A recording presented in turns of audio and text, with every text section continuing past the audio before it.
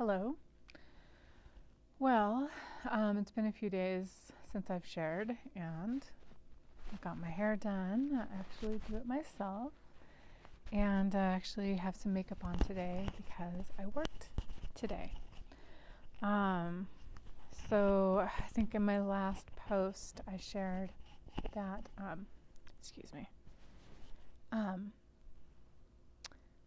that I had been in the hospital for like 5 or 6 days or so, and talking about sort of range of emotion that you can have depending on how you're treated, if you're listened to, the relationship that you have with your doctor, that kind of stuff. Anyways, so I've been out of the hospital now for today is wait a second.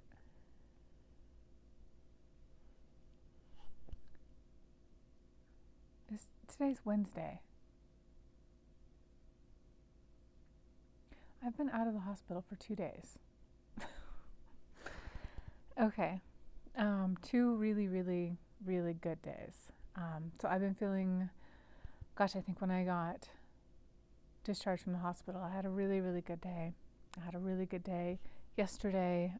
The medication regimen that we put in place to keep me out of the ER actually worked because I needed it yesterday and it worked. So today's Wednesday. I had a good full day of work today. Felt great. I'm posting. Just wanted to get on before I'm going to bed and share a little bit about grief and victimization,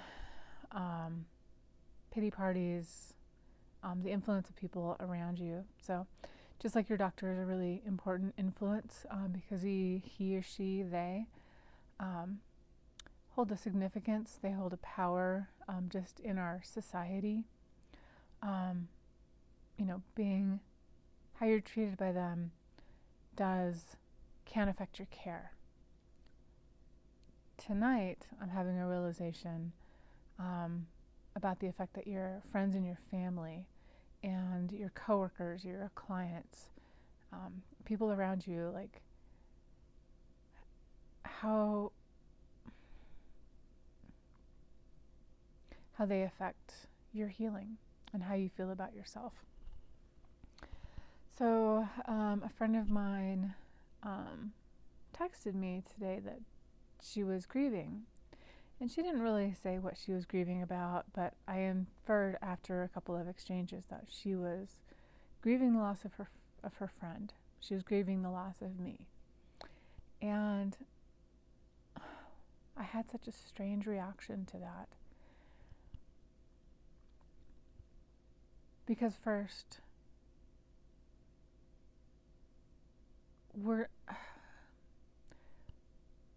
I don't know how to say this without sounding like a complete jerk, but grieving is a waste of time. And I'm just going to say that. When you lose something that's so valuable to you and you spend your time grieving it, you're not honoring the relationship that you have. You're not honoring what that thing or that person or that relationship or whatever it is that you're grieving over, you're not honoring that.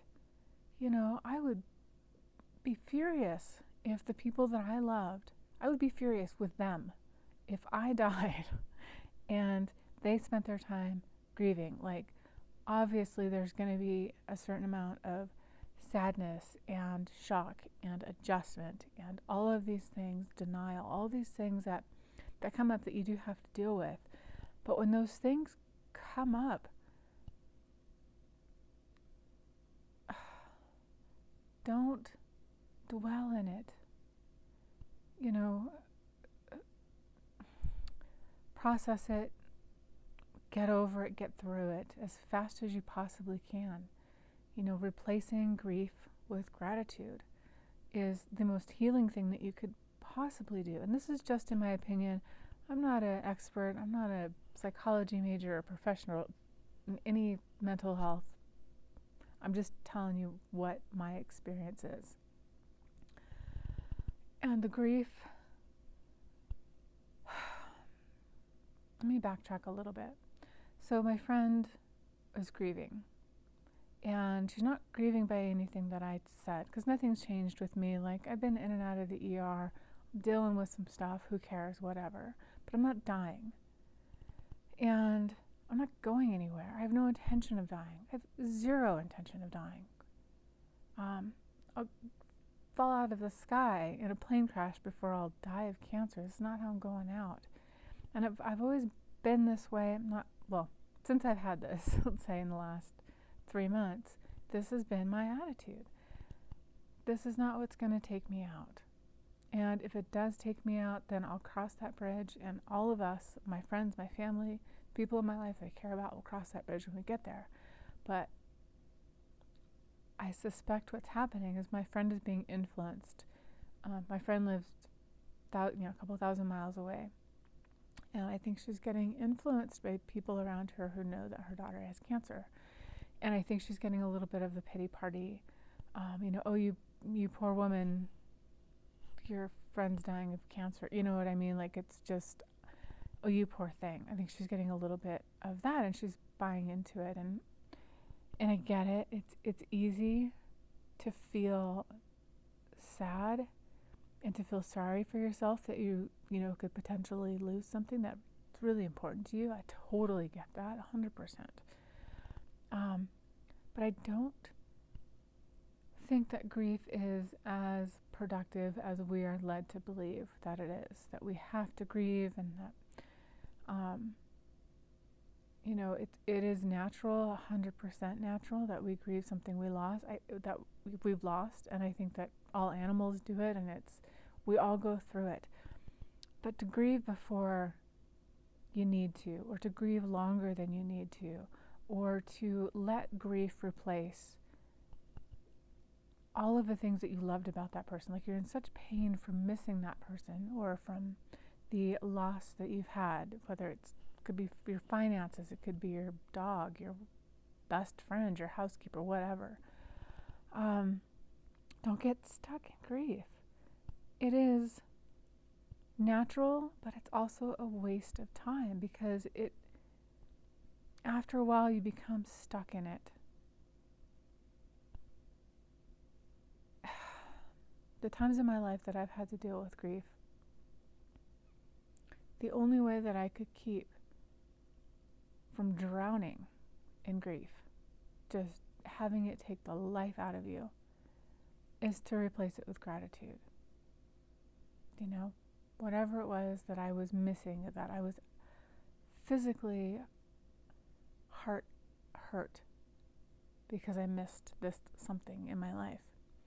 But there just became a point where you almost become a victim of it, and you just have to say, I'm not going to feel this way. I'm going to feel another way instead. I'm going to feel thankful that I had this friend or family or relationship or whatever in my life. You have to feel gratitude. You just have to. It's the only way to heal through this stuff.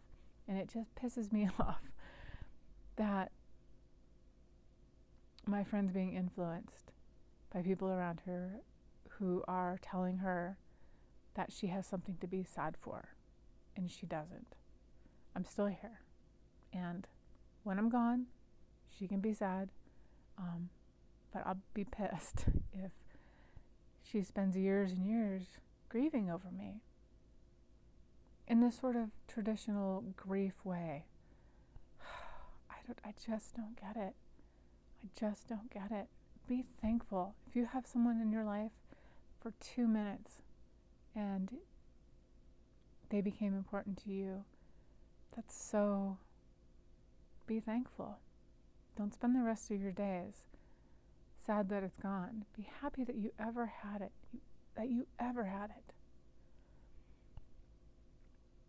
And why I say grief is a waste of time is because it is a waste of life. If you spend too much time in grief, you're wasting your life. You're dying. You're not living. From the beginning, my attitude has always been, I'm not dying of cancer. I'm not even close. I'm young, I'm healthy. Even if I was 80 years old right now, I'm not dying of cancer. I'm alive. I'm very much alive. So don't feel sorry for me. And it's just been a huge, I don't even know what to do about it yet, because there's people in my life who are sort of acquaintances or clients or, people who are sort of on the outer circles of my life who I'm not sure if I want to tell them that I'm going through this, because I don't want anyone to ever feel sorry for me. Don't let anyone feel sorry for you. Like, I just won't. I refuse. If I tell someone and if I get a little bit of that, oh, I'm so sorry, I just immediately am like, not with them, this is something I do on the inside, but I just think, I'm going to choose to not feel that way. I'm not feeling sorry for myself. And now I've gotten to the point where I'm starting dialogue with people where when I do say, I have stage 4 cancer, and then they go into a little bit of, oh, I'm so sorry, or excuse me, whatever it is that they think that they need to say to me. I just immediately say, don't feel sorry for me. I'm totally fine. I'm going to get through it. I'm getting through this. This is just something that's going on right now. Because I don't want to perpetuate anyone feeling sorry for me. I've spent too much time in my life feeling sorry for myself, feeling victimized, to ever let anyone do that to me. And I know it's our culture that we're supposed to feel sorry. We're supposed to, feel sorry for other people. And do not feel sorry for other people. You're keeping them in a state of pain when you do that. Think of something else to say other than, oh, you poor thing. Because they're not poor thing. Because even if you're looking at someone and you're looking at their really, really tough life, it's still life. It's still their life. They're not poor at anything. That's telling them that they're not, that they're less than, or that they're getting something they don't deserve. I don't use the word deserve, but feeling sorry for someone, just that energy of feeling sorry for someone helps them stay in a state of feeling sorry for themselves. I learned this really the hard way. I was in my early 20s, I was a victim, or in my later 20s, mid-20s, I was a victim of domestic violence, pretty gnarly domestic violence. And it was bad. And so I would confide in people, because that's what I thought you were supposed to do. So I would confide in people what was going on in my life, and people would feel sorry for me. And they had every reason to, quote unquote, because it was a terrible situation. But by them doing that, I started to feel sorry for myself. And once I felt sorry for myself, I became powerless. And once I became powerless, I got sucked into the cycle of domestic violence for the next 20 years. And even though I got out of that marriage in about 10 years, I chose someone right after it who is exactly the same. Looked different, talked different, but domestic violence. And they were worse than the last. And that didn't end until probably about 4 years ago, when I finally stopped feeling sorry for myself.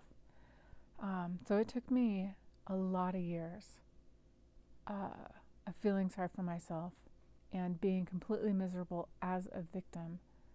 I finally just got so tired of it that I just told myself I was never going to feel sorry for myself again. I was never going to feel like a victim.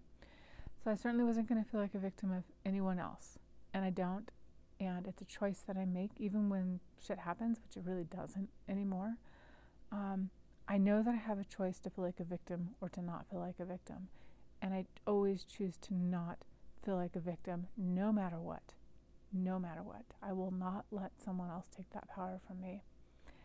And so now I'm in this thing now that I'm dealing with, where I could so easily be a victim again. I would get so much sympathy.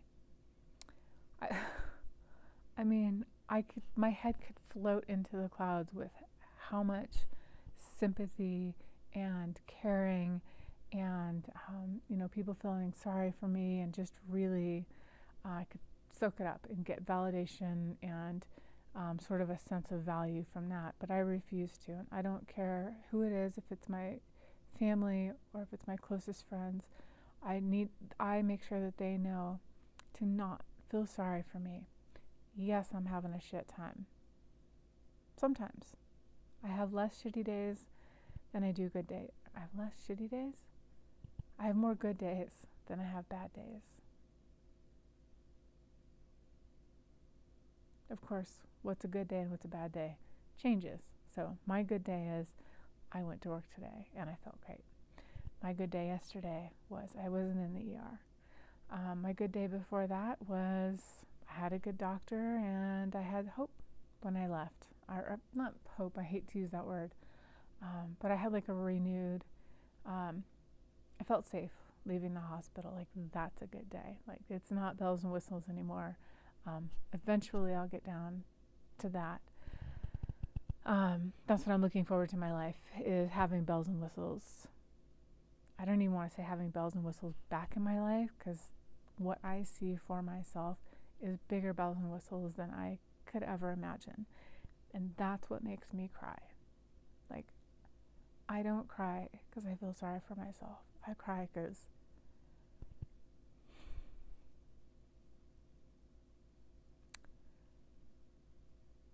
because of all the really, really wonderful things that I have.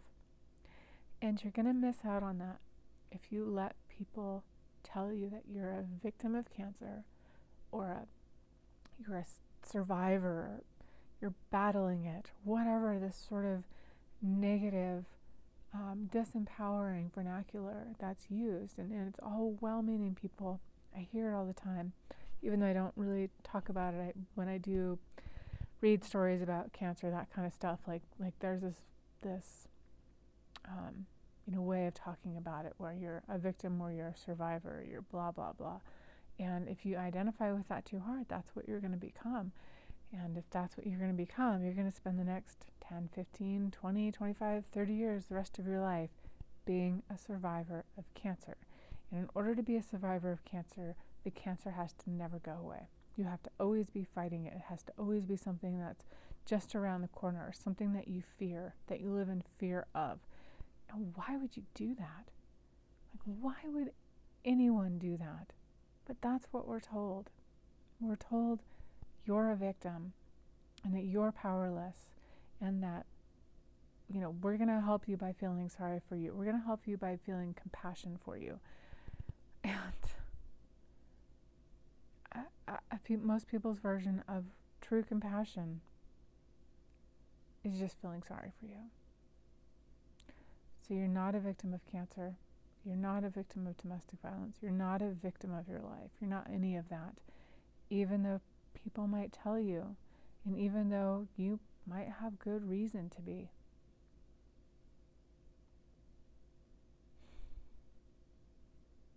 So I'm 47 years old, so I spent half of my life in self-justified victimization. Instead of just getting myself out of the situation, instead of just having someone just say, Sarah, you're doing this to yourself, you're allowing this to happen, you're participating in your own violence.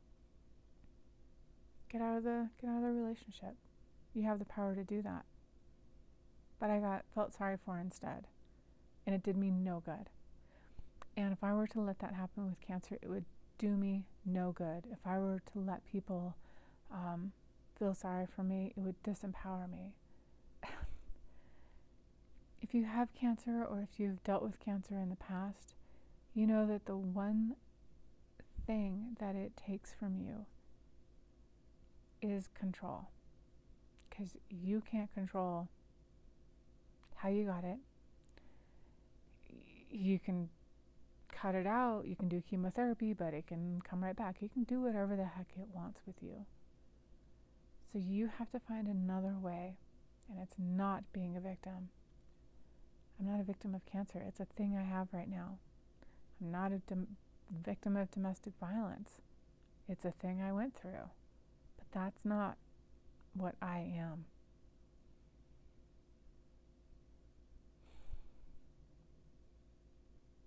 So if you're going through cancer right now, And if you're feeling sorry for yourself, look around you. And if people are feeling sorry for you, say thanks, but no thanks. I don't need that. What I need is for people to believe in me. And what I need is for people to not waste their time feeling sorry for me. Even if I do die of cancer, do I want to spend the rest of my life feeling sorry for myself? Or do I just want to be like, screw it. Like, I'm going to do what I want. I'm going to feel how I want. On the days that I feel good, I'm going to feel really good because I want to, because that's a choice, because I'm not a victim of this.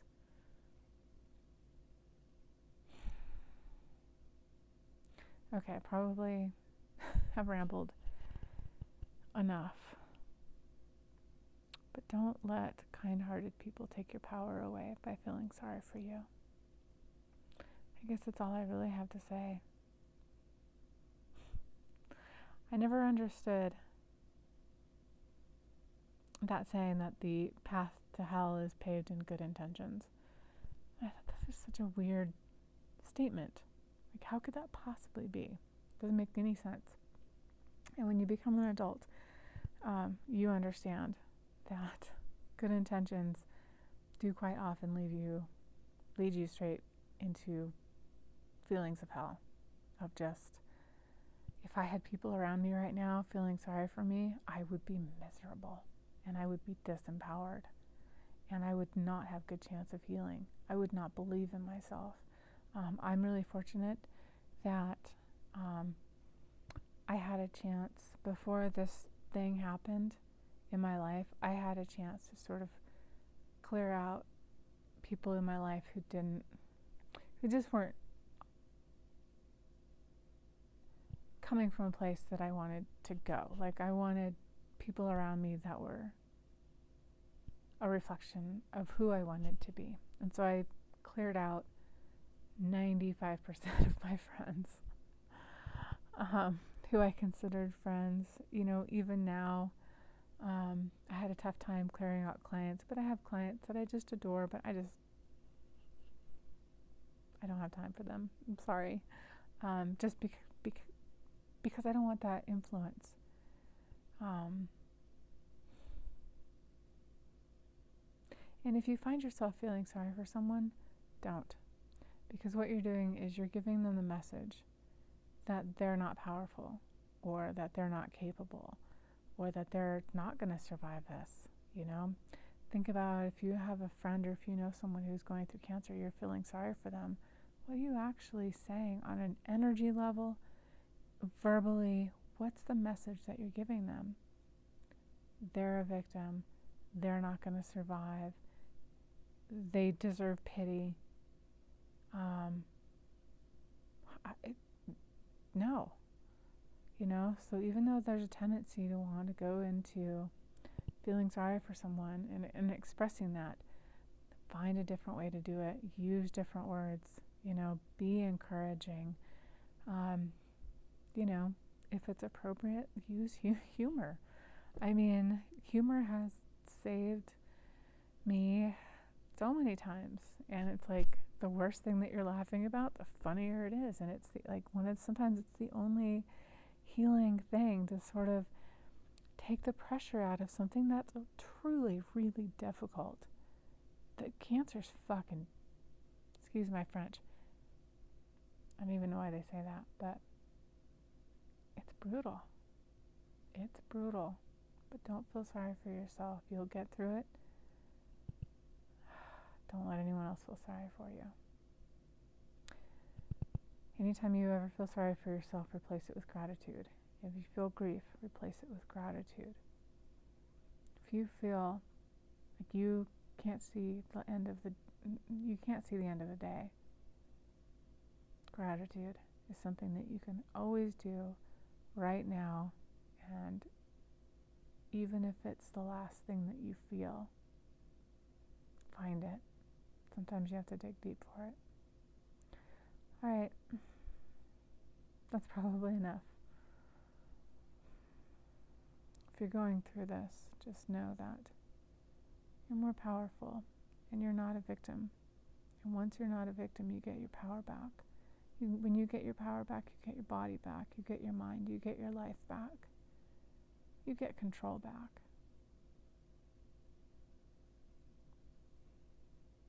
Okay? That's it.